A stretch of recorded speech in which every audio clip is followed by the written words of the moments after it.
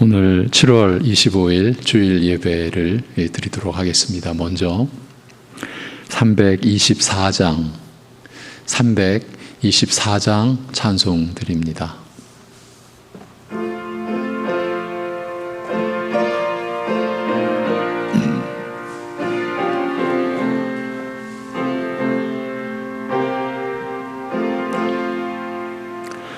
예수 나를 오라 하네, 예수 나를 오라 하네.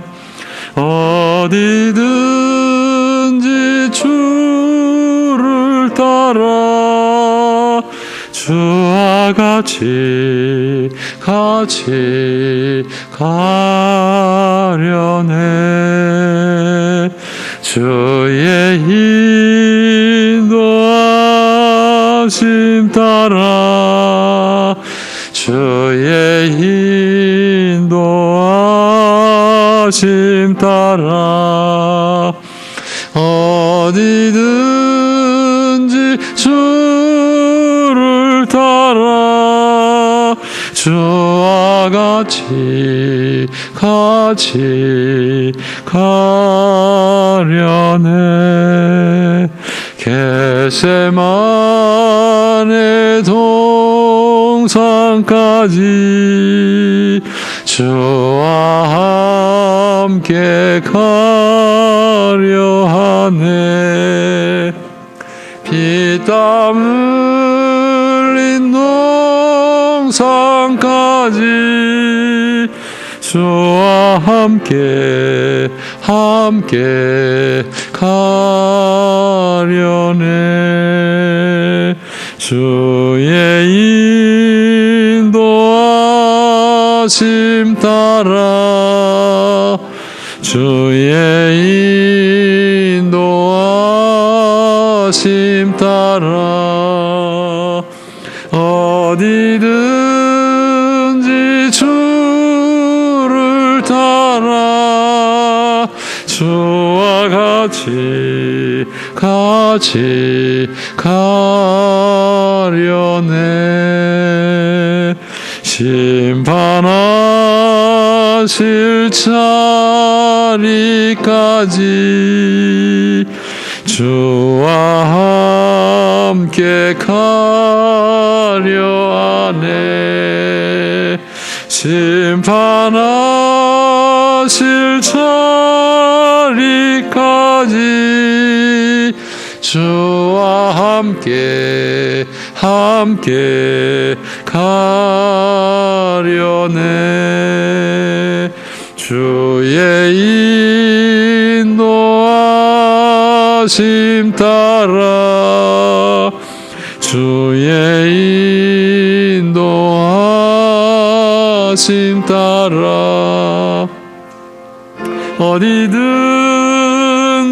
주를 따라 주와 같이 가려네. 주가 크신 은혜 내려 나를 항상 돌보시고, 크신 영광 보여주며 나와 함께 가시네. 주의 인도하심 따라, 주의 인도하심 따라, 어디든지 주를 따라 주와 같이 가려네. 아멘. 사도신경으로 우리 함께 신앙 고백 드리겠습니다. 전능하사 천지를 만드신 하나님 아버지를 내가 믿사오며 그 외아들 우리 주 예수 그리스도를 믿사오니 이는 성령으로 잉태하사 동정녀 마리아에게 나시고 본디오 빌라도에게 고난을 받으사 십자가에 못 박혀 죽으시고 장사한 지 사흘 만에 죽은 자 가운데서 다시 살아나시며 하늘에 오르사 전능하신 하나님 우편에 앉아 계시다가 저리로서 산 자와 죽은 자를 심판하러 오시리라. 성령을 믿사오며 거룩한 공회와 성도가 서로 교통하는 것과 죄를 사하여 주시는 것과 몸이 다시 사는 것과 영원히 사는 것을 믿사옵나이다. 아멘.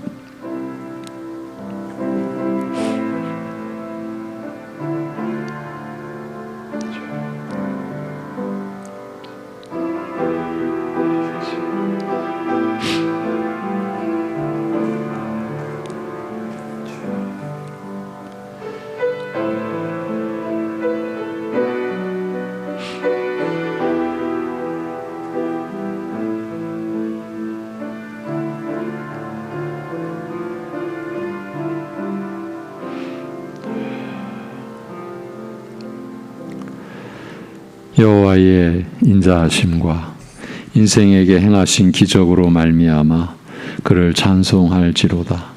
그가 사모하는 영혼에게 만족을 주시며 줄인 영혼에게 좋은 곳으로 채워 주심이로다. 아멘. 죄 사함의 은혜로 영원한 형벌 가운데서 우리를 건져주신 아버지 하나님, 오늘도 제한된 이 여건 속에서 허락하신 예배를 드리오니 긍휼히 여겨 주시옵시고 주님과 주님의 말씀을 사모하며 신자로서의 가장 근본된 본분을 다하고자 이 시간 예배에 참여하는 모든 심령들을 주의 은혜로 말씀으로 성령으로 채워주시고 충만케 하여 주시옵소서. 예수님의 이름으로 기도하옵나이다. 아멘. 함께 찬송 35장 찬송을 드립니다.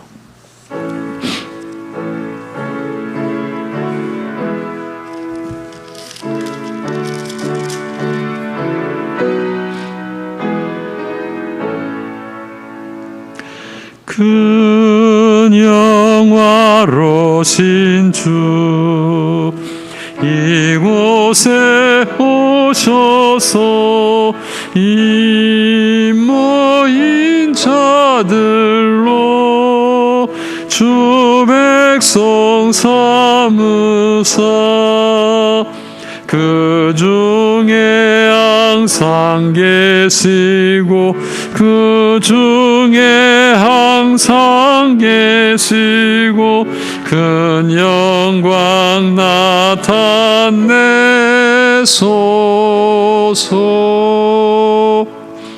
이 백성 기도와 또 예물 드림이 양내와 같으니 곧 받으옵소서. 주 예수 그 신복음을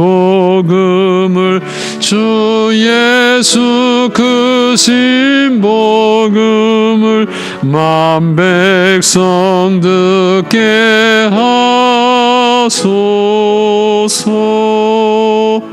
또 우리 자손들 다 주를 기리고 저 성전 돌같이 기나게 하소서.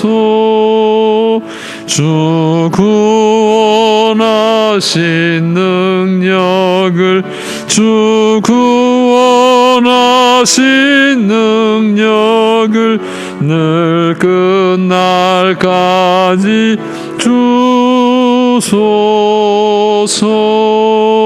주 믿는 만민이 참 진리 지키며 옛 성도들 같이 주 찬송하다가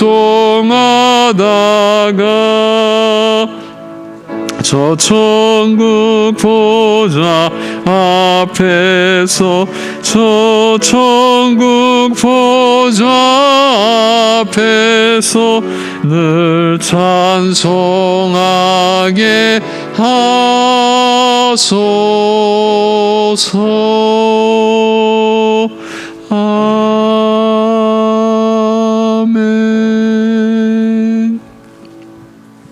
교동문 제35번 시편 84편입니다. 제35번 교동문입니다.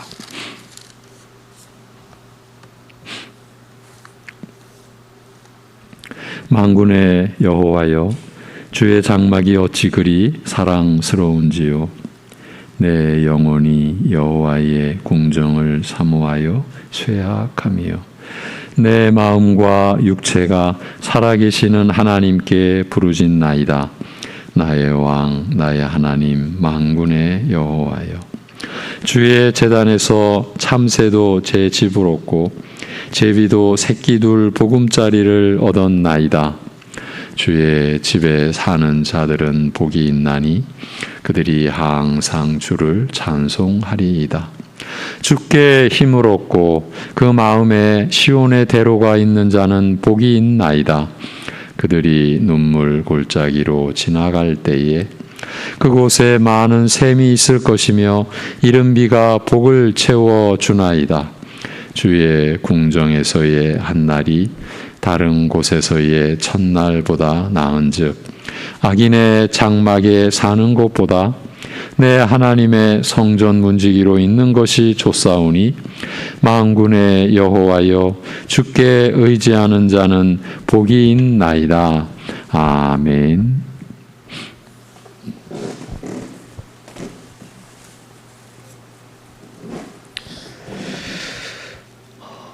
하나님 아버지, 오늘도 저희가 또 이러한 코로나로 인한 상황으로 인하여서 우리가 함께 모이지 못하고 또 각자가 있는 그 자리에서 하나님께 예배를 드리오니 이 예배를 받아 주시옵소서.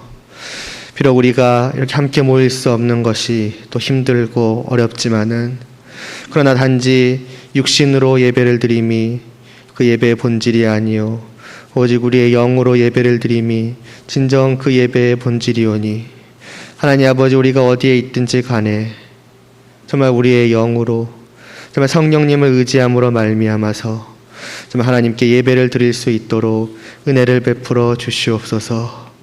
이러한 상황을 통해서 다시 한번 우리가 정말 자유롭게 정말 함께 모여서 예배를 드리며 얼마나 소중한 것인가를 깨달아 알게 하여 주시옵시고 그와 같은 예배를 진정으로 사모하는 마음을 정말 가질 수 있도록 하여 주시옵소서.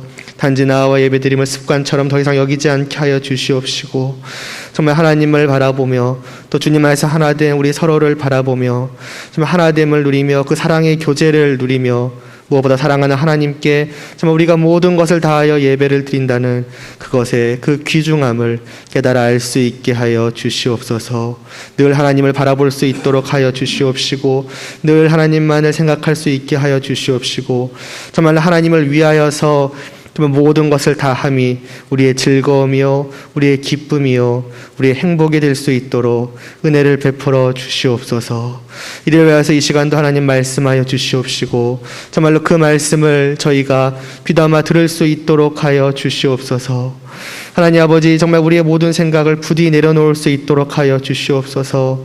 그동안 우리가 가지고 왔고 또 나름대로 세워왔던 그 모든 정말 생각들이, 그 나의 뜻들이 그 하나님의 말씀 앞에서 다 무너져 내릴 수 있도록 하여 주시옵시고 오직 우리 안에는 정말 오직 하나님의 그 올바르신 뜻만이 분명하게 자리 잡게 하여 주시옵시고, 그렇게 말씀만이 내 안에서 세워지게 하여 주시옵시고, 그 말씀에 따라서 우리의 생각과 뜻과 우리의 모든 삶이 또한 세워져 갈 수 있도록 하여 주시옵소서. 그래서 하나님의 백성으로서, 하나님의 자녀로서 좀 하나님을 위해서 내 생각을 따라 살아가는 것이 아니라 오직 하나님의 뜻만을 따라서 살아갈 수 있는 그런 진정한 예배를 하나님께 늘 올려드릴 수 있도록 은혜를 베풀어 주시옵소서.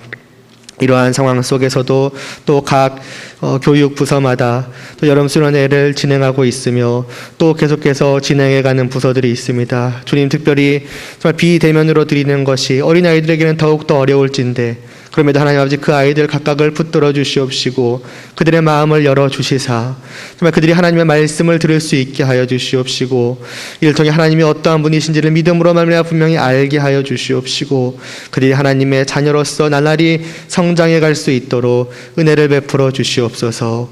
이러한 저희 모든 정말 교회를 통하여서 하나님만이 홀로 영광을 받으시기를 간절히 소원하오며 예수님의 이름으로 기도드리옵나이다. 아멘.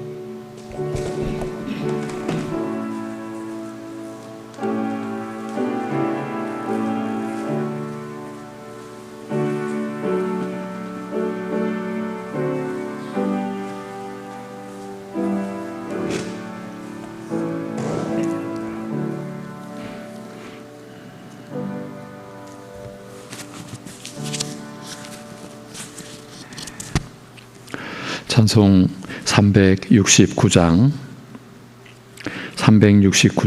찬송을 드립니다.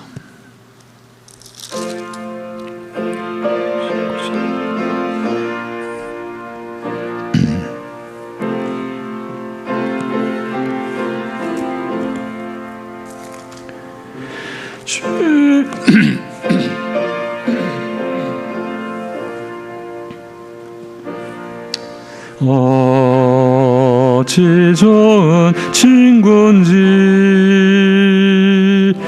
걱정 근심 무거운 짐 우리 주께 맡기세.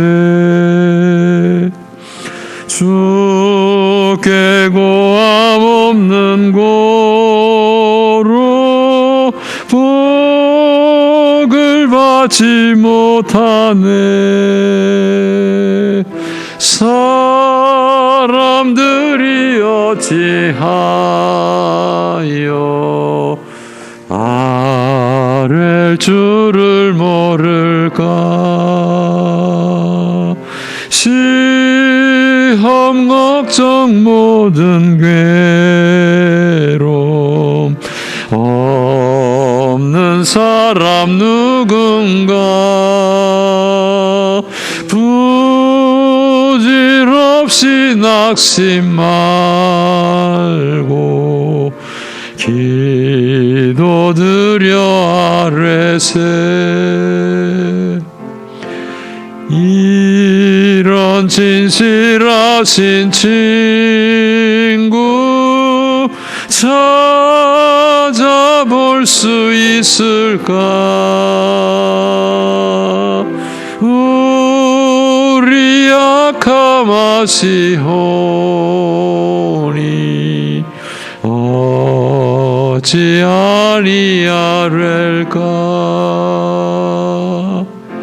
근심 걱정 무거운 짐 아니 진자 누군가. 피난처는 우리 예수 주께 기도드리세. 세상 친구 멸시하고 너를 조롱하여도 예수 품에 안기어서 참된 위로 우리 1절만 다시 한번 합니다. 1절. 죄짐 맡은 우리 구주 어찌 좋은 친구인지 걱정 근심 무거운 짐 우리 주께 맡기세. 주께 고함 없는 고로 복을 받지 못하네. 사람들이 어찌하여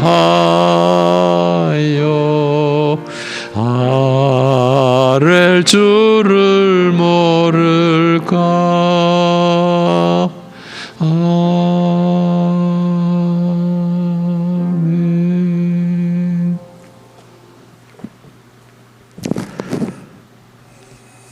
만유의 주이시오 만물의 주인이 되시는 우리 아버지 하나님, 우리의 생명도 우리의 존재도 다 주의 것이요 아버지의 주재하심과 주관하에 있음을 이 시간도 고백하옵나이다. 참으로 비천한 그저 비참한 처지일 수밖에 없는 우리를 돌아보아 주신 아버지 하나님, 우리를 긍휼히 여겨 주신 그 은혜를 따라서 하나님을 예배하는 주의 백성들이 이 시간 하나님 앞에 봉헌하며 또 그 은혜에 감사하며 나아가오니 주여 하나님 앞에 자신을 내어 맡겨드리고 오직 하나님만을 이제 피난처요 소망의 주이시요 위로의 주이시요 우리의 믿음의 참 근원이요 근거가 되심을 고백하며 하나님 앞에서 살아가는 심령들 붙들어 주시고 인도하여 주옵소서. 이 어려운 중에도 아버지께서 허락하신 모든 것을 구별하여 11조의 예물과 각자 하나님의 은혜를 누리며 체험한 그 고백을 담고 주님의 나라를 섬기고 일용할 양식을 감사하여 주일 예물을 이 시간 올려드리는 그 심령들 붙잡아 주시고 그리하여서 한평생 주의 은혜 안에 더 들어가며 주의 은혜를 더 누리며 살아가게 하여 주시옵소서. 그러기에 언제나 우리가 하나님의 은혜를 받을 자격이 없었던 저희들, 구원의 은혜를 꿈도 꿀 수 없었던 저희들, 구원받을 자격이 애시당초 그야말로 눈꼽만큼도 없었던 우리 자신들을 잊지 아니하고 오히려 더 생생하게 다 각자가 죄인의 괴수일 뿐인 자신을 주님 앞에서 알아가며 그러기에 그만큼 더 하나님의 은혜가 소중하고 귀하고 복되고 영광스러운 것임을 찬송하며 그리하여 하나님을 더 알아가는 기쁨과 우리 자신을 더 발견해 가고자 하나님의 말씀 진리의 거울 앞에 늘 우리 자신을 세우고자 하는 그 진정한 열심, 마음을 다한 그 중심을 가지고 하나님을 섬기며 하나님을 바라보며 하나님을 향하여 나아가는 그리하여 영생을 받은 저희들이 이미 죽음에서 옮겨져 영생의 나라에 임한 저희들이 육신의 이 연약한 삶을 통해서도 하나님의 은혜를 영생의 그 복락을 맛보며 누리며 또한 넘쳐나는 그 은혜를 나누며 살아갈 수 있는 믿음의 사람들로 하나님의 사람들로 하나님의 자녀된 영광된 신분을 나타내는 자로 살아갈 수 있게 하여 주시옵소서. 모든 환경이 여러 가지 여건이 우리를 가로막는다 할지라도 그 위에서 모든 것을 주관하시는 하나님을 바라볼 수 있기에 믿음의 눈을 우리 하나님께서 뜨게 하여 주셨기에 말씀을 들을 수 있는 귀가 열리고 그 말씀의 생명의 양식을 받을 수 있는 마음을 열게 하여 주신 그 은혜를 따라서 주께서 내려주시는 권능과 지혜와 은혜를 받아서 그 은혜를 누리며 그리하여서 우리의 주어진 환경이 외적인 것에 우리의 목표를 두지 아니하고 우리의 내면에 참으로 주님과 교통하는 성령이 임하신 우리의 속사람이 날로 새로워지고 강건해지고 하나님의 형상을 닮아가는 일에 우리 인생의 목표를 두고 그래서 우리가 하는 일들과 삶을 통해서 하나님을 섬기듯 이웃과 가족과 다른 이들을 기쁘게 섬기며 그리하여서 모든 일을 주의 이름으로 행함으로 인하여서 범사의 아버지 하나님께 감사하고 하나님께 기쁨과 영광을 돌리는 주의 백성들로 삼아주시고 인도하시고 세워주시고 함께하여 주시옵소서. 오늘도 주의 말씀을 받고자 합니다. 우리의 들을 귀 있는 자로 세워주옵시고 참으로 우리의 심령이 주의 말씀을 받기에 합당한 그런 심령 되게 이 시간 성령께서 역사하여 주시옵소서. 모든 것을 주님께 의탁하오며 우리 주 예수 그리스도의 이름으로 기도하옵나이다. 아멘. 오늘 본문은 마가복음 8장 14절에서 21절입니다. 예고해 드린 대로 마가복음 8장 14절에서 21절 바리새인과 헤롯의 누룩이란 제목으로 마가복음 8장 14절에서 21절을 본문으로 하여 말씀을 전하겠습니다. 오늘 본문입니다. 제자들이 떡 가져오기를 잊었음에 배에 떡 한 개밖에 그들에게 없더라. 예수께서 경고하여 이르시되 삼가 바리새인들의 누룩과 헤롯의 누룩을 주의하라 하시니 제자들이 서로 수군거리기를 이는 우리에게 떡이 없음이로다 하거늘 예수께서 아시고 이르시되 너희가 어찌 떡이 없음으로 수군거리느냐 아직도 알지 못하며 깨닫지 못하느냐 너희 마음이 둔하냐 너희가 눈이 있어도 보지 못하며 귀가 있어도 듣지 못하느냐 또 기억하지 못하느냐 내가 떡 5개를 5,000명에게 떼어줄 때에 조각 몇 바구니를 거두었더냐 이르되 12리니이다. 또 7개를 4,000명에게 떼어줄 때에 조각 몇 광주리를 거두었더냐 이르되 7이니이다. 이르시되 아직도 깨닫지 못하느냐 하시니라. 아멘.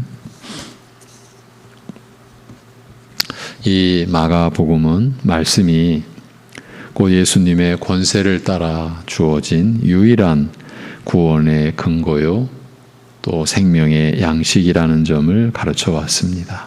지난주 11절부터 13절 말씀이 가장 큰 표적이며 또한 최후의 표적임을 알려주는 말씀이었습니다. 말씀이 예수님의 메시아이심을 믿게 하는 가장 큰 증거요. 말씀을 받았다면 더 이상 다른 증거는 필요도 없고 또 요구할 고난이 없다는 의미였습니다. 말씀을 받았다. 여러분, 이 세상에 있을 수 없는 일이 여러분에게 일어난 겁니다. 그 말씀을 받은 그 은혜로 우리의 삶은 영생으로까지 이어지는 것입니다. 말씀을 받았다는 것. 여러분 지금 어떤 형편에 처해 계십니까? 말씀을 받으셨음을 믿는다면 여러분을 지금 공공에 처하게 하고 큰 어려움, 큰 고통을 겪게 하는 그 환경도 여러분을 이기지 못합니다. 왜냐하면 여러분이 말씀을 받으셨기 때문입니다. 이 한 권의 성경에 담긴 이 말씀이 예수님을 믿게 하는 일에 있어서 가장 크고 뚜렷한 증거라는 말입니다. 우리에게 말씀이 얼마나 절대적이고 특별한 의미인지를 알려주신 것입니다. 오늘 이 본문의 사건은 그런 다음 배 타고 건너편으로 가시던 길에 일어난 일입니다. 제자들과 함께 배를 타고 건너가던 중 예수님이 갑자기 삼가 바리새인들의 누룩과 헤롯의 누룩을 주의하라고 제자들에게 말씀하셨습니다. 이제 우리로서는 갑작이지만 주님의 지금 마음, 주님의 편에서 보면 지금 결국은 이 말씀을 하시기 위함이었던 것이죠. 예. 그런데 이 누룩 얘기가 나오니까 제자들은 7 광줄이나 남은 떡 중에서 한 개밖에 갖고 오지 않았기 때문에 그러시는가 보다라고 생각하였는데 예수님은 그들을 책망하시듯이 말씀하십니다. 너희가 어찌 떡이 없으므로 수군거리느냐? 아직도 알지 못하며 깨닫지 못하느냐? 너희 마음이 둔하냐? 너희가 눈이 있어도 보지 못하며 귀가 있어도 듣지 못하느냐? 또 기억하지 못하느냐? 예. 이 아직도 알지 못하고 깨닫지 못하느냐? 바로 이 구절 때문에 고린도전서 15장에 이어 지금 몇 주째 마가복음 8장을 보고 있는 것입니다. 예. 전해진 복음을 계속 또 알도록, 더 풍성히, 더 깊이, 또 바로 알도록 전하고 가르치는 것이 교회의 본분이라. 그리고 이 은혜를 사모하는 것이 신자라. 우리가 고린도전서 15장 1절에서 11절까지를 통해 하나님 나라가 이렇게 세워져 가는 것을 확인하고 관련된 마가복음 8장을 보고 있는 거예요.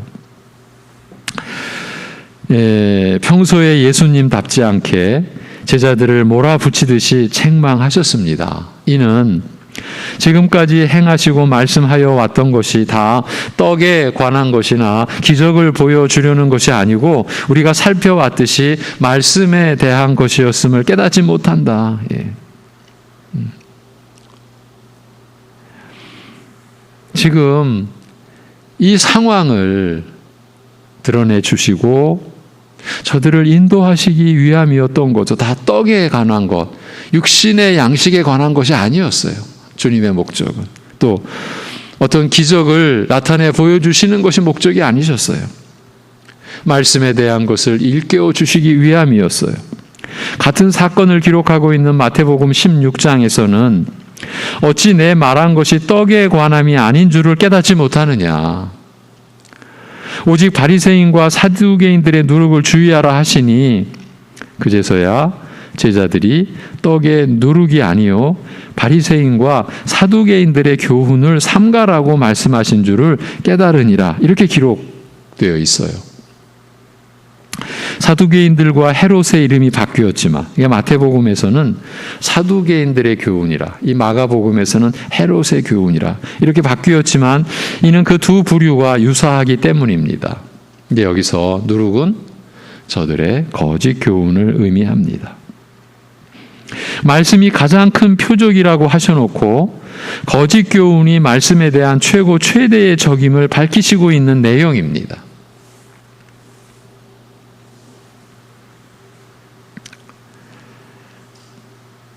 예수님은 지금까지 떡을 만들어 주실 수 있는 분으로 자기 증명을 하신 것이 아니고 말씀을 주시는 분이시며 말씀이고 생명의 양식임을 알리기 위하여 그 많은 기적을 행하셨다라는 것입니다. 그렇게 주신 말씀이 그 생명의 떡이므로 그 떡에 누룩이 스며들지 않게 조심하라는 의미로 제자들을 다그치신 것입니다. 요한복음 6장에 이제 이 오병이어의 이 표적의 그 해설, 영적 해석이 가득하게 담겨 있죠. 그 안에 결정적으로 내가 생명의 떡이다. 예수님의 선언이십니다. 나에게 오는 자는 영원히 줄이지 않을 것이다. 내가 생명의 떡이다. 이렇게 말씀하시죠.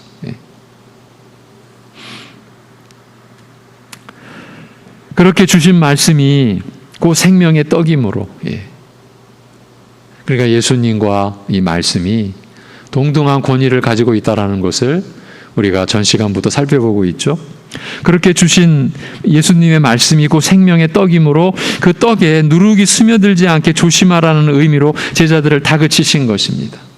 빵 반죽에 누룩이 섞여 있으면 아주 적은 양이고 눈에 보이지 않으면서도 전체에 영향을 미쳐 부풀어 오르게 하는 것처럼 교회 안에 스며들어온 거짓 교훈이 그처럼 전체 교회에 영향을 줄 수 있기 때문에 저들의 교활한 거짓 교훈을 자세히 살펴 교회와 성도의 신앙을 무너뜨리지 않게 하라라는 것입니다. 우리가 예수님을 사모하며 사랑하듯 그 말씀을 우리가 사모하며 사랑할 때에 말씀에 거짓 것이 섞이지 않게 해야 한다. 이것이 교회의 본분인 거죠. 우리 또 신자된 우리 각자의 책무인 것이죠. 네. 여러분, 사단의 입장에서 생각해 보십시오. 최고의 목표가 무엇이겠습니까? 복음을 가리는 거죠. 복음을 흐리는 거죠. 말씀에 거짓을 타는 거죠. 그럼 바리새인들의 누룩은 무엇이고 헤롯의 누룩은 어떤 것입니까? 먼저 바리새인의 누룩은 누가복음 12장 1절에서 이렇게 설명되어 있습니다. 그동안에 무리 수만 명이 모여 서로 밟힐 만큼 되었더니 예수께서 먼저 제자들에게 말씀하여 이르시되 바리새인들의 누룩 곧 외식을 주의하라. 바리새인의 누룩 곧 외식을 주의하라고 말씀하셨어요. 그 바리새인의 누룩은 외식하는 것을 신앙으로 착각하게 하는 것이라는 말입니다. 외식은 무엇입니까? 연극하는 것입니다. 신앙생활을 연극 배우가 연기하는 것처럼 한다라는 말입니다. 그 역할이 자기가 아니에요. 그래서 연기자로서 그 역할을 할 뿐이에요. 흉내 낼 뿐이에요. 이 말은 신앙을 겉모양으로만 따진다라는 것입니다. 신앙은 속 사람으로부터 거룩을 요구하시는 하나님 앞에서 몸과 마음이 항상 하나님을 최우선으로 사랑하며 예배하며 순종하는 사람으로 사는 것을 말합니다. 그렇게 자라가는 과정에서 우리가 그렇게 사는 것을 말하는 거죠. 10년 깊은 곳에 이르기까지 거룩과 순종, 믿음과 사랑을 요구하시는 하나님 앞에 있다. 하나님 앞에 서 있다는 의식을 갖고 사는 것입니다. 그런 의식은, 그런 중심은 특별한 모습을 낳을 수밖에 없습니다.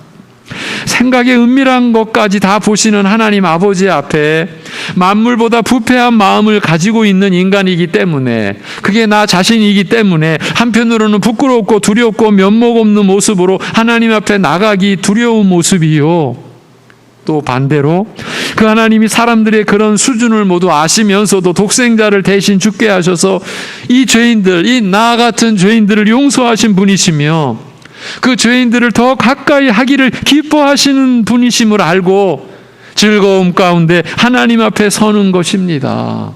하나님의 권세와 아울러 자비와 긍휼의 성품을 알기 때문에 떨며 즐거워하는 모습으로, 여러분, 이것이 바로 경외함의 그 내용이죠. 떨며 즐거워하는 모습으로, 이것이 경건한 그 규모인 것이죠. 모습인 것이죠. 하나님의 권세와 아울러 그 자비와 긍휼의 성품을 알기 때문에 떨며 즐거워하는 모습으로 주님 앞에 나오는 것입니다. 그게 하나님 앞에 나오는 신자들의 참 모습일 수밖에 없습니다. 그런데 바리새인들은 외식으로 신앙을 대체한다는 것입니다. 겉으로 행하는 것을 전부로 하는 것입니다. 하나님 앞에 서 있다는 자세가 아니라 다른 사람과 비교해서 조금 더 나으면 그걸 잘하는 것으로 생각하고 거만해지는 자세입니다. 예수님이 비유로 말씀하신 바리새인의 경우가 그 대표적입니다. 누가복음 18장이죠. 바리새인은 서서 따로 기도하여 이르되 하나님이여, 나는 다른 사람들 곧 토색, 불의, 간음을 하는 자들과 같이 아니하고 이 세리와도 같이 아니함을 감사하나이다. 나는 일에 2번씩 금식하고 또 소득의 11조를 드리나이다 하고. 지금 이 사람은 무엇을 하고 있는 겁니까? 지금 하나님 앞에 서서 따로 기도하고 있습니다. 근데 무엇을 하고 있는 겁니까? 자기를 자랑스러워하고 있습니다. 다른 사람들보다 조금 더 나은 종교적인 행위를 한 것이 하나님 앞에서도 자랑할 수 있는 일인 것처럼 생각하는 것입니다. 그는 자기 마음의 깊은 곳에 있는 부패와 타락을 묻어둔 채, 외면한 채 보지 않으려고 하는 채 그런 종교 행위로 겉만 번지르르하게 칠하면 깨끗한 집이라고 인정받을 줄 알았던 것입니다. 그러한 자였어요. 예. 겉만 번지르르하게 해놓으면 인정받을 줄 알았던 자, 그렇게 여기는 자. 예. 집안에는 쓰레기와 배설물로 가득 차 있는데 외관만 페인트 칠하고 다듬는다고 누가 들어가 살겠습니까? 그런데 바리새인들이 하나님 앞에서 그런 모양으로 살더라는 것입니다. 그래서 저들을 예수님은 다른 말로 회칠한 무덤이라 하였습니다. 겉은 깨끗한데 안에는 썩은 시체가 들어있는 형국이라. 여러분, 바리새인들을 향하여 예수님이 회칠한 무덤이라고 직접적으로 구체적으로 표현한 이 구절을 잊으시면 안 돼요. 회칠한 무덤. 예. 그 심령이 죽은 사람이라는 말이에요. 겉으로는 어떻게 포장해 놨는지, 얼마나 화려하고 찬란한지 아무 상관이 없어요. 그저 썩은 시체가 들어있는 형국에 죽은 사람이라는 말이에요. 하나님은 그런 사람을 낮추신다라고 하셨습니다. 여러분, 하나님이 낮추신다라고 하는 말을 무섭게 여기셔야 합니다. 천국에 들어오지 못하는 자들이 그런 특징을 보인다는 말씀입니다. 겉으로는 얼마나 깨끗한지 모릅니다. 도덕적, 윤리적으로도 훌륭하지요. 종교적 의식에서 흠잡을 데 없이 금식 기도하고 11조 내는데도 열심이었습니다. 주님은 그게 나쁘다라고 말씀하시는 것이 아닙니다. 이런 면에서 오해를 가지시면 정말 곤란해집니다. 그게 나쁘다라고 말씀하신 것이 아닙니다. 그렇게 겉으로 드러나고 사람들에게 나타나 보이는 것에서만 훌륭하게 보이는 것을 가지고 하나님 앞에서도 흠잡을 데 없을 것이라고 여기는 그 생각 자체가 무서운 것이라는 말입니다. 그런데 바리새인들의 교훈이 바로 그런 내용을 갖고 있었습니다. 사람의 눈으로 보기에 훌륭하다고 여기는 그 정도로 하나님도 좋게 보실 것이라고 착각하게 하는 가르침이라는 말입니다. 이것이 바리새인의 교훈이에요. 누룩이에요. 예. 10년 깊은 곳에 이르기까지 흠없는 정결함을 요구하시기 때문에 늘 자기를 돌아보면 죄의식에 고통스러워할 수밖에 없으나 회개하는 자에게 무한한 자비로 용서해 주시는 분이심을 알고 겸손히 주님 앞에 나와 사죄하고 자기의 모든 걸 의탁하여 맡기며 은혜를 구하는 이런 모습이 그들에게는 없었습니다. 예. 누구보다 더 뛰어난 종교적 열심과 인정받는 윤리의식이 있으되 하나님 앞에서 자기가 죄인이요 하나님이 십자가에 달리신 예수님의 대속 사역으로 인해 자기 죄를 용서해 주셨음을 알고 십자가만을 자랑으로 여기는 그런 믿음이 없습니다. 여러분, 이 바리새인들이 스스로를 내가 구원받을 자격이 없었구나. 구원의 은혜와는 완전히 무관한, 내가 하나님 나라에 속할 수 있는 여지가 머리털럭만큼이라도 나에게는 없었구나. 그런 의식이 있었겠습니까? 여러분, 그런 의식을 가질 수 있었겠습니까? 여러분이 한번 생각해 보십시오. 우리 자신을 돌아보기 위함인 거예요. 예. 요즘에 제가 강조해 드렸어요. 우리의 신앙의 연륜이 깊어져 갈수록 쌓아져 갈수록 우리가 하나님 앞에서 자기를 어떻게 새롭게 발견해 가야 한다고 했습니까? 내가 구원받을 자격이 없었구나. 그런 내가 이 구원의 은혜를 입었구나. 이것이 말씀에 인도하는 길이요. 그 길 위에 서 있는 우리의 모습이라. 그런데 거꾸로 내가 구원받을 만했구나. 여러분, 이것이 바리새인의 누룩으로 완전히 지배당하고 있는 그런 모습인 거예요. 겉으로만 보고 있는 거예요. 자신을 껍데기만 보는 거예요. 예. 자기 내면을 못 보는 거예요. 이 바리새인들의 무서움, 이 안타까움이 그거예요. 예. 우리 자신을 이제 이러한 말씀에 비추어 봐야 되는 거예요, 여러분. 그들은 교회 안에서 명망이 높은 자리에도 앉았습니다. 누구도 이 사람을 죄인이라 부정한 사람이라고 손가락질하지 못합니다. 그런데 사람들에게 그렇게 평가받는 것을 가지고 하나님 앞에서도 자기가 잘난 줄로 아는 것이에요. 바리새인의 누룩은 바로 이런 믿음을 참신앙으로 오해하게 하는 가르침이라는 말입니다.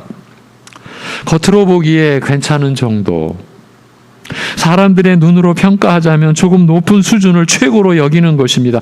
마음 깊숙한 곳에 있는 생각까지 다 아시고 거기서부터 거룩할 것을 요구하시며 장차 그 마음에 품은 은밀한 생각만으로도 모든 인간을 공평하게 심판하실 하나님 앞에 서 있다는 의식이 없습니다. 그런 의식이 있다면 이 세리와 같은 자기 인식을 가질 수밖에 없습니다.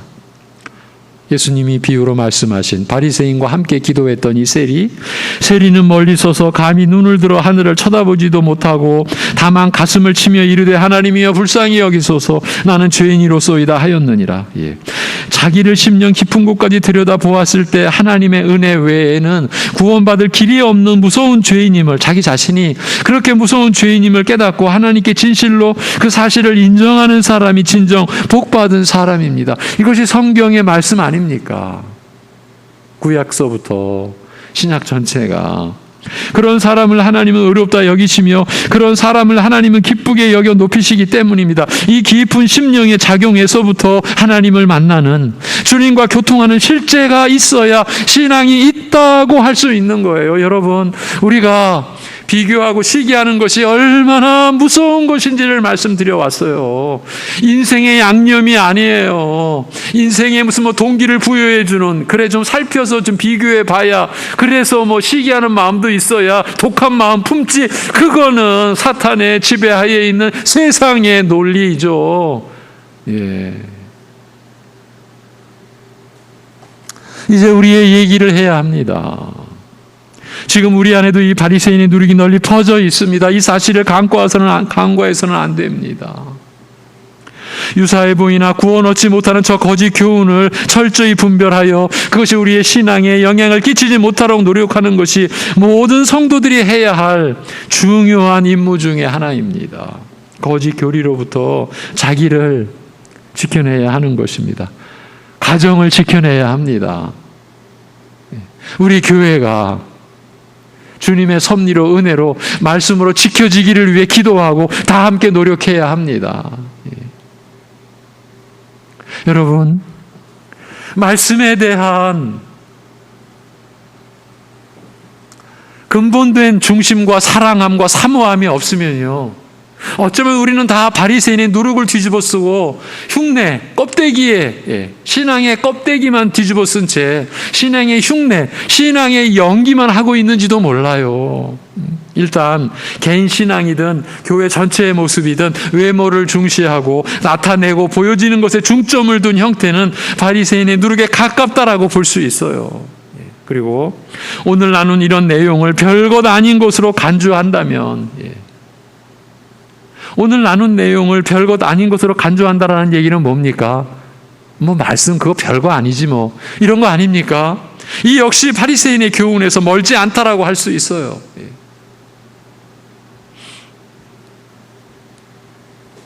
그러면 헤롯의 누룩은 어떤 것입니까?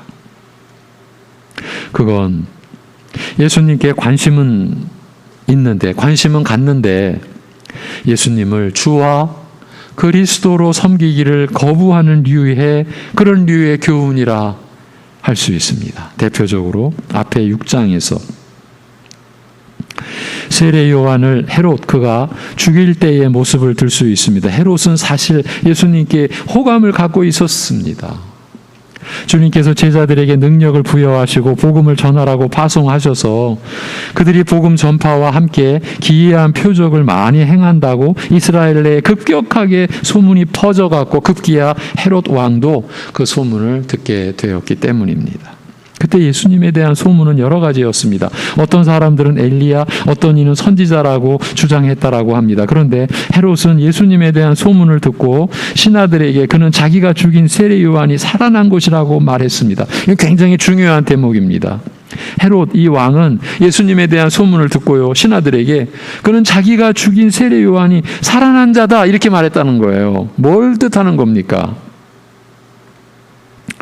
그래서 세례 요한이 살아났기 때문에 그런 권능이 그 속에서 역사한다라고 생각했다라는 것이죠. 그가 예수님을 세례 요한이 다시 살아온 것으로 생각했다라는 것은 우선 그는 부활을 알고 있었을 뿐만 아니라 믿고 있었다는 말입니다.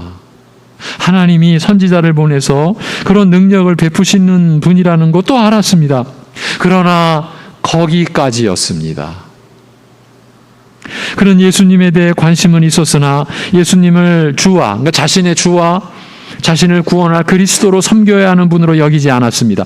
자기 필요에 따라, 이것이 이제 헤롯의 누룩의 본질입니다. 자기 필요에 따라, 신앙을 자기 필요에 따라 얼마든지 버릴 수도 있고 불순종할 수도 있는 그런 인간의 수준으로만 예수님을 알았다라는 겁니다. 6장에서 그 점을 설명하고 있었습니다. 그는 동생의 아내를 차지한 부도덕한 왕이었습니다. 그런데 세례 요한이 이스라엘의 통치자로서는 그런 일은 있을 수 없는 일이라고 지적하자, 시쳇말로 죽을 짓 한 거죠. 왕을 비판하고 왕의 죄악을 지목했으니까요. 그렇게 지적을 하자 권력을 갖고 있던 그는 세례 요한을 옥에 가둬버렸습니다. 그는 사람이 죽음에서 부활한다는 사실도 알고 있었고 비록 부도덕한 짓을 저질렀지만 그에 대한 죄책감도 갖고 있었습니다. 마가복음 6장 19절 20절에 보면 헤로디아가 요한을 원수로 여겨 죽이고자 하였으되 하지 못한 것은 헤롯이 요한을 의롭고 거룩한 사람으로 알고 두려워하여 보호하며 또 그의 말을 들을 때에 크게 번민을 하면서도 달갑게 들음이러라고 되어 있습니다. 이 왕비 헤로디아가 오히려 세례 요한을 더 죽이고 싶어 했으며 그 기회를 엿보던 더 큰 악인이었고, 정작 헤롯 자신은 세례 요한이 다른 사람들과는 달리 뭔가 특별한 의로움과 거룩함을 지닌 사람이라는 것을 느낄 만큼 예민한 종교적 감수성을 갖고 있었습니다. 세례 요한의 지적과 책망을 듣고 한편으로는 혼란스럽고 신기불편해하면서도 기쁘게 경청할 만큼 양심의 소리에 귀를 기울일 줄 아는 인물이었습니다. 이처럼 헤롯은 천국에 대한 여러 가지 지식들을 소유하고 있었습니다. 지식들을 갖고 있었어요. 부활에 대한 지식, 양심의 소리에 귀를 기울일 줄 알고 예수님도 능력 있는 선지자의 대열에 있는 분이심을 알고 있다라는 것들을 볼 수 있습니다. 그런데 그 뒤에 얘기는 헤롯이 그의 생일 때 헤로디아의 딸에게 얼떨결에한 맹세로 인해 세례 요한을 처형시켰다고 되어 있습니다. 자기 체면 때문에, 자기 위신 때문에 세례 요한을 죽였다는 것이에요. 이것이 성경의 기록입니다. 마음에 큰 갈등을 느끼기도 하였으나 선택은 단호했고 빨랐습니다. 곧 즉시 시위병을 보내서 요한의 목을 가져오라고. 여러분, 세례 요한이 이렇게 목베임을 당해서 죽어야 했습니다. 헤롯 그가 행한 일이에요. 즉시 시위병을 보내서 요한의 목을 가져오라고 했다고 성경은 기록하고 있습니다. 이 말씀이 드러내고자 하는 것은 헤롯이 갖고 있는 예수님에 대한 지식과 관심이 얼마나 무가치한 것이었는가를 보여주는 것입니다. 그가 갖고 있는 부활에 대한 지식, 능력 있는 선지자에 대한 믿음은 자기 체면이 깎이는 것보다 가치 없는 것이었어요. 신하들 앞에서 왕으로서의 자기 위신이 깎이는 것보다는 오히려 세례 요한의 목을 베는 것이 더 낫다라고 생각한 자였습니다. 여러분, 헤롯의 진면목은 지금 어디에 있는 겁니까? 우리의 진면목은 무엇입니까? 이스라엘의 왕이면서 또 선지자에게 관심과 호감을 갖고 있으면서도 그렇게 했습니다. 물론 번민은 됐겠지만 그는 함께 앉은 신하들이 더 의식되었던 것입니다. 그래서 세례 요한의 목을 베어 가져오게 했습니다. 결국 그는 자기 체면이 선지자의 목숨보다 더 중요한 것이었음을 입증한 것이에요. 결국은 이 바리새인의 누룩과 헤롯의 누룩이 다 일맥상통하는 바가 있죠. 하나님 앞에서의 의식이 아니에요. 사람들 앞에서의 의식이에요. 그것이 그의 신앙의 내용을 이루게 하는 본질인 거예요. 이 헤롯은 자기 위신, 자기 권위, 자기 체면, 자기 자존심이 선지자의 목숨보다 더 중요한 것을 온 세상에 입증해냈어요. 성경에 기록되게까지 했어요. 딱 그만큼 예수님에 대해 생각했다라는 그 뜻이에요. 딱 그만큼이에요. 부활에 대한 지식도 그가 하나님이 보내신 선지자라는 믿음도 자기 체면이나 눈앞의 이익 때문에 얼마든지 내버릴 수 있는 그런 사람이었습니다. 그가 예수님을 세례 요한이 살아난 것으로 생각했다라는 것은 이 예수님에 대해서도 세례 요한과 같은 그 정도 수준으로 생각하고 있었다라는 것입니다. 세례 요한과 같은 그 정도 수준, 무슨 수준입니까? 자기가 목을 벨 수 있는 그 정도 수준. 여러분, 우리의 믿음의 내용이요, 지금 바리새인의 누룩, 헤롯의 누룩을 삼가 주의하라라고 하는 것은 교회 안에 그와 같은 유사한 믿음이 얼마든지 있을 수 있다. 우리가 헤롯류의 교훈을 가지고 있다면요, 세례 요한의 목을 벨 정도, 예수님도 그 정도 수준으로, 내 기분에 따라, 내 체면에 따라, 내 필요에 따라 목을 벨 수 있는 그 정도 수준. 여러분, 얼마나 무서운 내용입니까? 능력 있는 선지자이긴 한데 자기 위신이나 체면 혹은 자기가 중요하게 생각하는 어떤 것보다는 중요하지 않은 정도의 인물쯤으로 생각하고 있었다라는 것입니다. 예수님을. 성경은 헤롯이 갖고 있는 예수님에 대한 지식 혹은 선지자에 대한 개념이 그 정도로밖에 안 된다고 고발하고 있는 거예요. 이런 사실은 나중에 그가 예수님에 대해 보인 반응에서 명백해집니다. 당시 로마에서 파송한 총독인 빌라도와 헤롯은 예수님에게서 죄를 발견하지 못하자 서로에게 판결을 떠넘기고 있었습니다. 책임 회피하려고요. 그렇죠? 그때 빌라도가 예수님에 대한 판결을 피하려고 예수님을 헤롯에게 보낸 적이 있었습니다. 성경은 그때 헤롯이 예수님을 보고 심히 기뻐했다라고 기록하고 있습니다. 그 이유는 그의 소문을 듣고 보고 싶어 한 지 오래였고 또 이적 행하심을 볼 수 있는가 바라고 있던 때문이라고 말하고 있습니다. 그런데 예수님께서 아무 말도 하지 않으시고 아무 기적도 행하지 않으시자 곧바로 예수님을 업신여기며 희롱하고서 조롱의 의미로 빛난 옷을 입혀 빌라도에게 다시 보냈다라고 누가복음 23장은 기록하고 있습니다. 그는 분명히 남다른 종교적 도덕적 감수성이 있었고 신령한 차원의 능력이 예수님 안에서 역사하는 것을 느끼고 예수님을 보고 싶어 했습니다. 만일 우리 주변에서 어떤 이가 예수님과 그가 가르치는 일을 듣고 이 정도의 반응을 보인다고 하면 한 나라를 통치하는 사람으로서 예수님에 대해 이 정도의 반응이나 감수성을 보인다고 하면 적어도 예수님을 믿거나 믿으려고 한다라고 여길 것입니다. 예수님에 대한 관심과 열의가 이 정도면 믿음이라 할 만하다라고 생각할 것입니다.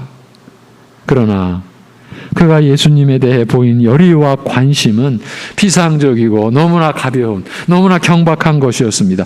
이적 행하기를 기대하는 천박한 믿음에 지나지 않았습니다. 헤롯의 누룩은 바로 이런 정도의 관심과 지식을 참된 믿음이라고 속이는 그런 교훈을 일컫는 것이에요. 이것이 헤롯의 누룩이에요.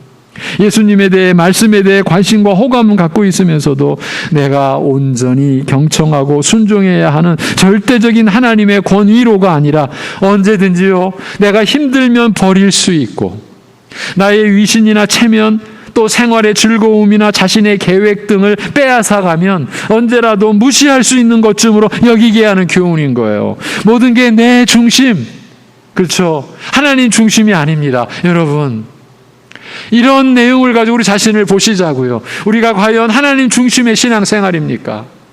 아직도 내 중심입니까? 그럼 우리는 헤롯의 누룩에 여전히 영향을 받고 있는 거예요. 그 누룩이 부풀러져서 내 영혼을 지금 잠식해 오고 있는 거예요. 내 속사람을 채워가고 있는 거예요. 그 거짓 누룩의 그 부풀림이. 그런데 우리는 그걸 신앙으로, 그걸 우리는 충만하다라고 착각하고 있는지도 몰라요. 자기 중심으로 충만한데, 여러분. 이것이 지금 예수님의 제자들을 향한 경계의 말씀이라는 것을 우리가 잊으시면 안 돼요. 말씀이 나를 판단하는 것 아닙니까? 근데 내가 말씀을 판단할 수 있는 것처럼 오만을 부리고 있는 거예요. 내가 예수님보다 더 중요하고요. 말씀보다 항상 내가 더 중요한 지금 위치에 있는 거예요. 이것이 헤롯의 누룩이 주는 무시무시한 위력이고 영향인 거예요. 그래도 말씀을 가볍게 여기시겠습니까? 예.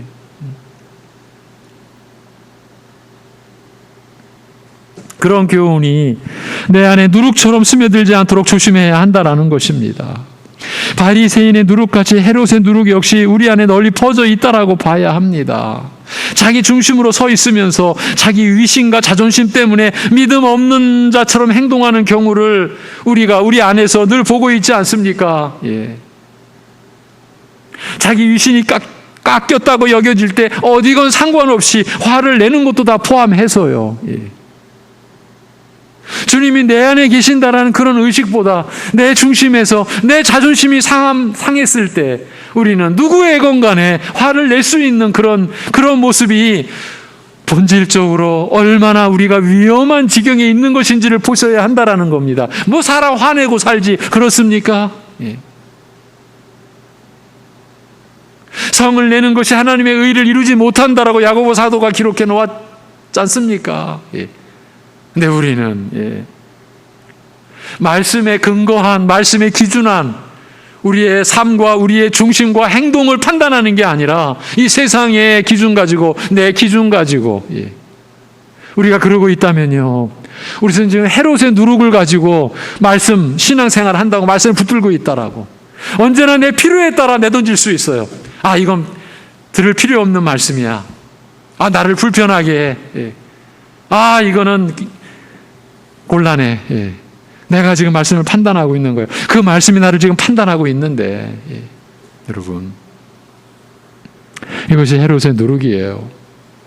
바리새인의 누룩과 헤롯의 누룩을 이렇게 살펴보면요, 지금 우리가 얼마나 위험한 지경에 있는 것인지 좀 느껴지시지 않습니까? 예.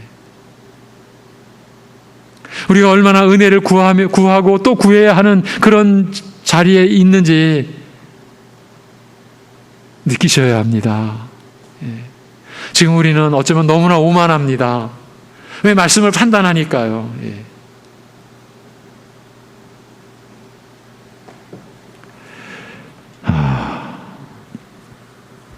이제 정리해 가겠습니다. 그 거짓 교훈들은 실제로는 사람을 죽이는 것이지만 겉으로는 아주 그럴듯하며 그 침투력이 정말 강합니다.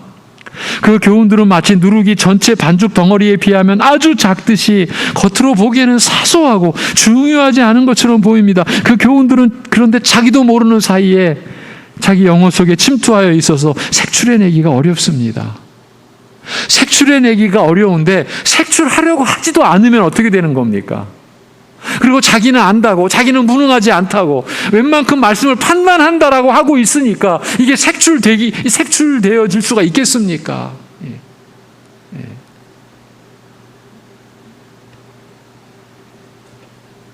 말씀을 열심히 예배를 드리시며 들으시는 성도님들이 계시고요.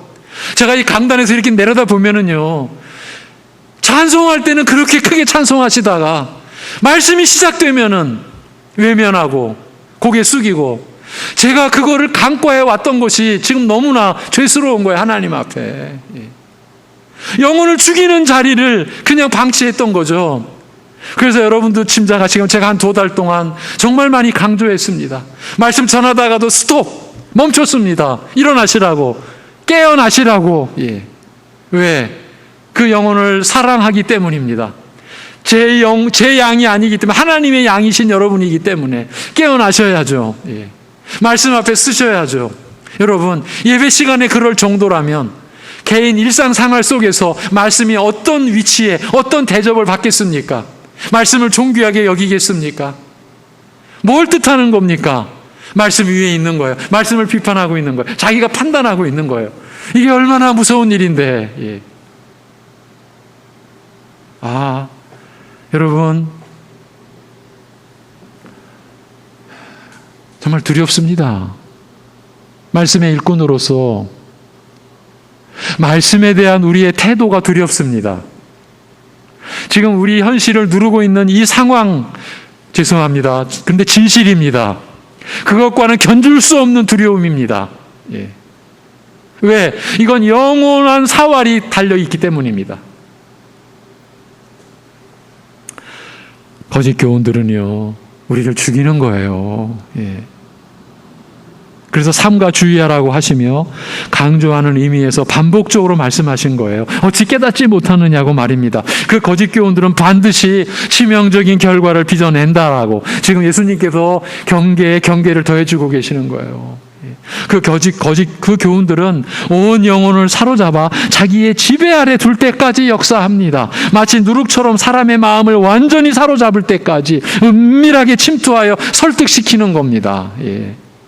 그들의 가르침은 영혼을 죽이는 변질된 독과 같은 것입니다. 그러한 일이 실제로 당시 유대 사회 지도층을 대표한다라고 하는 바리새파와 사두개파 그리고 헤롯 같은 자의 행동에서 가르쳐지고 또 보여지고 있었습니다. 그러므로 모든 말씀을 들을 때 주의해서 받아들여야 한다라는 것입니다. 물론 삼가 주의하라는 말은 그 일은 쉽게 구분이 되지 않을 것을 암시하고 있습니다. 누구나 보기만 하면 저절로 알게 될 정도로 쉽게 구별되지는 않을 것이라는 말입니다. 그러나 반대로 가만히 생각해 보면, 찬찬히 들여다보면 아예 구분을 못할 일도 아니라는 말입니다. 육신을 위한 것인지 영혼을 위한 것인지, 육의 생명을 위한 것인지 영의 생명을 위한 것인지를 생각하며 살피면 구분할 수 있을 것이라. 자신의 영혼을 육적인 것에만 매달리게 하는 것인지 아니면 하나님 앞으로 인도해 가는 것인지 판별할 수 있을 것이라는 말입니다. 자기를 세우고 자기를 교만하게 만드는 것인지 자기를 진실로 하나님 앞에서 낮추게 하시는 말씀인지 이거는 분별해 낼 수 있는 일이다. 못할 일도 아니라 바로 그 말인 겁니다. 그러니 그 일을 신중하게 해야 한다는 말입니다. 변질된 음식을 먹지 않기 위해 유통기한을 살피고 하루만 지나도 먹지 않으려고 하는 것보다 더 신중하게, 더 진지하게 자기가 취하는 교훈을 살펴야 하리라는 것입니다. 변질된 말씀과 가르침에 의해서 수많은 영혼들이 학살되는 이 심각한 상황이 벌어질 것이므로 사실 벌어지고 있어요. 나를 영생케 하는 참 양식이 어떤 교훈인지, 예수님을 믿고 어떤 말씀에 마음을 두고서 따라 순종해야 하는지를 잘 분별하여 붙들어야 한다라는 말씀입니다. 달리 표현하면 지금 우리가 믿음으로 서 있는 이 토대, 바탕, 근거가 무엇인지, 과연 말씀인지, 예수님이신지, 십자가에 못 박히신 예수님이신지, 고난을 싹 빼놓고 영광 받으신 예수님만 붙들고 있는 것은 아닌지, 우리 자신을 살펴야 한다는 말이에요. 말씀의 권위와 예수님의 권위에 대해 조금이라도 경박하게 생각하는 이론이나 신앙이 있으면 모두 다 변질된 음식이며 아름답게 포장된 독인 거예요. 이런 독소들이 어느 시대 어느 교회에나 존재했습니다. 그러나 오늘날 우리 한국교회의 상황은 더더욱 이 점에 있어서 심각하다라고 보아야 합니다. 이단으로 판정된 자들도 버젓이 교회라는 명패를 자유롭게 붙이고 오히려 그 안에 사람들이 더 많이 모여들고 있기 때문입니다. 일반 사람들이 가는 게 아니에요. 일반 교회 교인들이 그런 쪽으로 몰려들 가고 있어요. 그리고 교회 안에는 성경에 관심이 없는 교인들, 말씀이 목숨보다 귀한 하나님의 뜻이며 하나님의 권위로 주어진 죄인들에게 보내신 가장 큰 최후의 표적임을 거부하는 교인들이 교회 안에 많기 때문인 거예요. 아예 성경에 관심이 없기도 하고 말씀의 이 존귀함을 아예 거부해요. 그런 교인들이 많기 때문이에요. 이런 시대에 더욱 모든 교훈을 성경과 비교해보고 각자의 심령에 거짓된 것이면서 유사한 교훈이 들어오지 못하도록 막는 책임이 우리 각자 자신에게 있어요. 말씀의 일꾼들은 말할 것이 없고요. 이 일 때문에 세운 거예요. 말씀의 일꾼들. 그리고 훈련시켜 오신 거예요.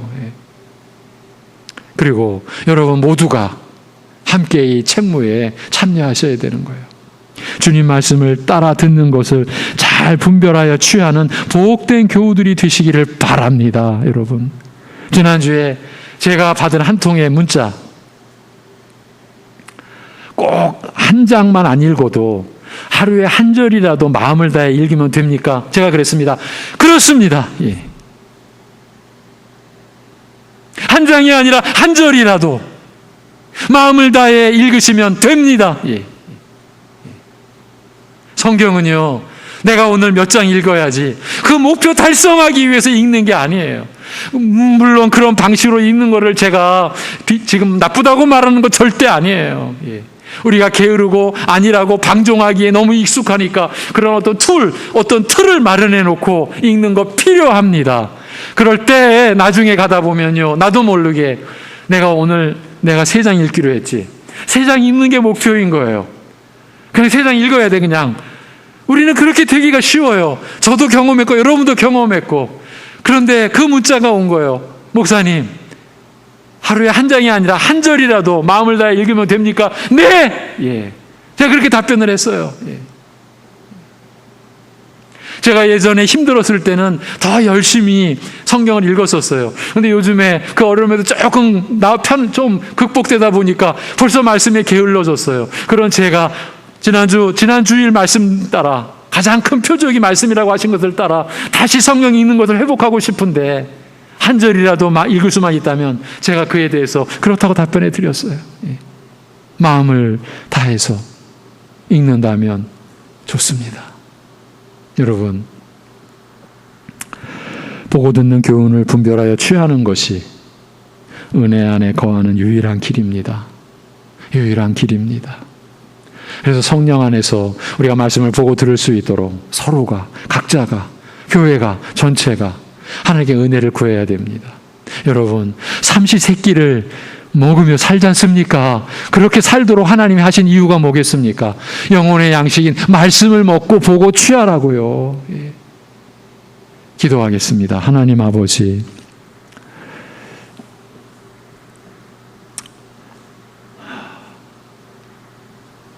우리에게 말씀을 허락해 주셨습니다.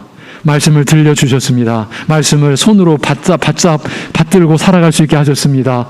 그 말씀의 이 귀함을, 그 말씀의 너무나 복됨을, 그리고 그 말씀의 어미로움을, 그 존귀함을 우리가 더욱 깨닫고 더욱 실제적으로 그 말씀의 은혜를 우리가 누리며 살아갈 수 있는 우리 교회, 우리 송내중앙교회 각자 한 교인들의 삶이 되게 인도하여 주시옵소서. 하나님 아버지, 사람 앞에 교만한 것도 무섭지만 말씀 앞에 우리가 교만한 모습이 보이는 것이 너무나 두렵고 너무나 두렵습니다. 저희를 긍휼히 여겨 주시옵소서. 저희를 불쌍히 여겨 주시옵소서. 말씀 앞에 우리가 엎드리고 또 엎드려 그 안에서 우리에게 주어지는 하나님의 그 영광을 보게 하시고 그 안에서 그 거룩하신 하나님 앞에서 우리가 얼마나 비천하고 얼마나 우리가 욕된 존재인지를 또 발견하고 알므로 인하여서 그러기에 그런 우리를 그러나 기뻐하시고 우리를 부르시고 우리를 택하시고 후회하지 아니하시는 하나님의 그 사랑 안에서 우리를 새롭게 세워가며 그런 의미에서 우리 자신의 하나님 앞에서의 가치를 새롭게 하며 그래서 하루하루 주어진 그 하루가 얼마나 귀한 하루인지 하나님의 생명으로 살아가는 그래서 가족을 위하고 이웃을 위하고 서로를 위하는 것이 얼마나 하나님을 기쁘시게 하는 것이고 얼마나 우리에게 소중한 하루하루인지 그렇게 여기면서 우리가 겪는 우리가 다 아는 이 무거운 어려움을 우리가 함께 서로 위로하고 격려하고 기도하며 극복해내면서 그러면서도 우리에게 주어진 본분 말씀을 지키고 말씀을 바로 듣고 그 말씀대로 우리가 세워지고 우리의 성품이 하나님을 닮아가고 변화해가고 그리하여 하나님 나라가 이 땅에 세워지는 교회를 우리가 함께 지켜가고 교회를 귀하게 여기고 감사히 여기고 사랑하고 하나님의 말씀을 사랑하고 하나님을 사랑하고 그래서 서로를 사랑하고 가족을 사랑하고 진정으로 사랑하고 위하는 중심으로 우리가 살아갈 수 있게 은혜를 베풀어 주시옵소서. 병상에 있는 가족들 오늘 장래 슬픔을 겪고 있는 우리 지체들 그들 위에도 하나님 위로를 베풀어 주시옵시고 하늘의 위로 땅의 것이 아닌 하늘의 위로 영생의 위로를 베풀어 주시옵시고 우리가 이런 어려움을 함께 극복해 갈 때에 생명이 그리스도와 함께 하나님 안에 감추어져 있는 영원한 생명을 이미 지닌 자 믿음 안에 이미 받은 줄로 알고 이미 죽음에서 생명으로 옮겨진 존재된 걸 알고 주님 앞에 모든 것 맡기고 의지하며 그러기에 날마다 하나님 앞에서 살아가는 우리 자신을 의식하고 또 의식하며 주님만을 의지하며 살아가는 우리들 되게 인도하여 주시옵소서. 어찌 깨닫지 못하느냐 책망하신 주님의 음성이 오늘 우리에게 들려지게 하여 주옵소서. 그래서 주님 앞에 더 나아가며 주님을 의지하게 하여 주옵소서. 하나님 아버지 우리 어르신들의 영육간의 강건함과 우리 자녀들의 영육간의 강건함을 붙들어 주옵소서. 말씀이 제한된 우리 자녀들에게 말씀을 허락하여 주옵소서. 주시옵소서. 우리 교회 학교의 몸부림을 긍휼히 여겨 주시옵시고 우리 교육자 교사들과 우리 부모들의 마음을 주님 위로해 주시고 은혜로 채워 주시고 그러나 소망을 하나님께 두고 하나님께 소망을 둔 믿음으로 우리 자녀들 우리 아이들을 위해 함께 마음 쓰고 기도할 수 있게 인도하여 주시옵소서. 모든 걸 주님께 의탁하오며 우리 주 예수 그리스도의 이름으로 기도하옵나이다. 아멘. 422장 찬송입니다. 422장 찬송입니다.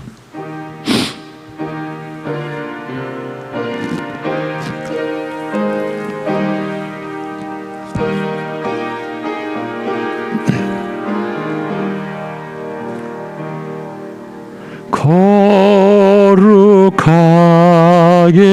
하소서.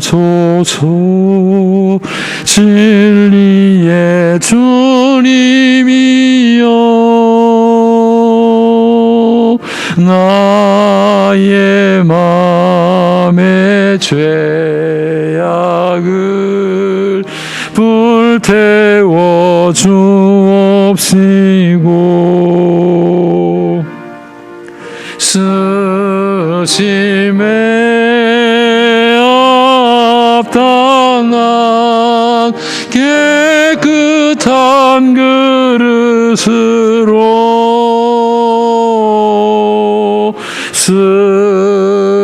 쓰임받게 하소서.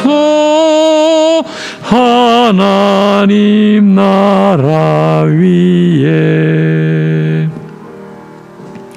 사랑하게 하소서. 사랑의 주님이여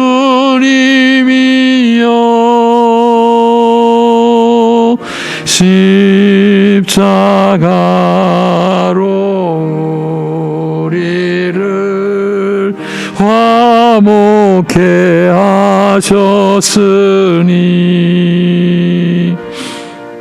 마음과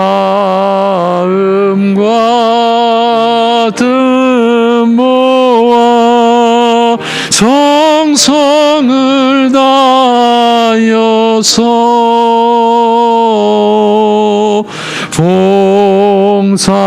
봉사하게 하소서.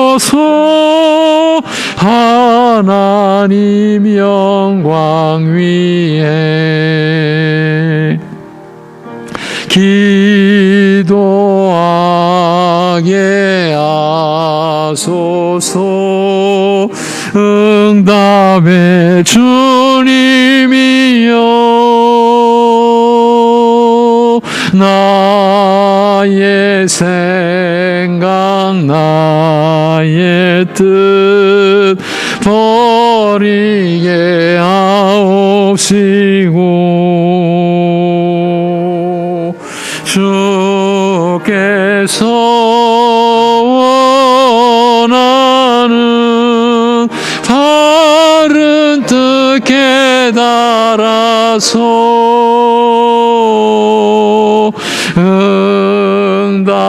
응답받게 하소서. 하나님 이름 위에 아멘. 네, 원래 오늘 발표하기로 했던 이 거리두기 조정안이 금요일 날 발표되었습니다. 그래서 4차 대유행의 이 확산세를 염두에 두고 8월 8일 주일까지 4단계 거리두기가 연장되었습니다. 불가피하게 8월 8일 주일 예배까지 비대면으로 또 그에 따라서 새벽 및 수요 예배도 영상으로만 여러분에게 제공해 드립니다. 이렇게 주일 예배를 여러분과 함께 드리고 또 새벽 예배의 말씀도 우리 교육자들 모여서 여러분께 전해드리고 또 수요 예배, 저녁 예배, 또 우리 각 교회 학교 예배와 또 여름 성경학교 그 가르침을 영상으로 제공해드리는 일에 모두가 다 함께 참여해 주시고 애써 주시고 여러분 그렇게 노력해 주시기를 당부드립니다. 우리 이 교인 중에 이희정 집사님 어제 모친상을 당하셨습니다. 내일 발인을 하게 되는데 부천 그 북부역의 세일 장례식장인데 불가피하게 지금 참 이런 여건 속에서 우리가 함께 위로할 그런 환경이 안 되어서 저희 내외가 오늘 오후에 다녀올 예정입니다. 가서 기도해드리고 위로해드리고 소천하신 어머니께서는 인천에 속한 교회의 권사님으로 이렇게 소천하셔서 그 속하신 교회 목사님께서 장례는 주관하실 것입니다. 이번 주 묵상구절 긴급 공지사항으로 여러분 받으셨죠? 잠언 17장 14절에서 19절 잠언 17장 14절과 19절 다투는 시작은 둑에서 물이 새는 것 같은즉 싸움이 일어나기 전에 시비를 그칠 것이니라. 다툼을 좋아하는 자는 죄과를 좋아하는 자요 자기 문을 높이는 자는 파괴를 구하는 자니라. 다음 주일 말씀 안내입니다. 마가복음 8장 22절에서 30절 마가복음 8장은 다음 주일로 마무리하려고 합니다. 마가복음 8장 22절에서 30절 벳세다의 맹인 마가복음 8장 22절에서 30절입니다. 이제 제가 축도함으로 7월 25일 주일 예배를 마치도록 하겠습니다. 말씀이 육신이 되시어 우리의 죄가 되어 주시고 영원한 온전한 의를 이루어 주신 우리 주 예수 그리스도의 은혜와 그 아들을 우리에게 내어주신 아버지 하나님의 그 영원하신 사랑하심과 그 은혜와 사랑을 도저히 감당할 수 없는, 절대로 감당 못하는 우리 안에 계셔서 우리로 하여금 이제 믿음으로 거듭난 신앙 양심으로 이제 감당하게 하시는, 받아들게 하시는, 그래서 그 은혜와 사랑의 사람으로 변화되게 하시는 성령님의 교통하심이 우리 안에 있는 거짓 교훈, 다른 복음의 그 뿌리까지도 찾아내어 주님 앞에서 용서 구하고 또 우리가 말씀에 의한 그야말로 영생을 가진 하나님의 사람이요 하나님의 자녀로 옳게 바르게 세워져 가고자 열심을 내고 있는 사랑하는 모든 심령들과 이러한 하나님 나라의 비밀과 믿음을 구하는 이들 안에 영원토록 함께 하시기를 주님의 이름으로 축원하옵나이다. 아멘.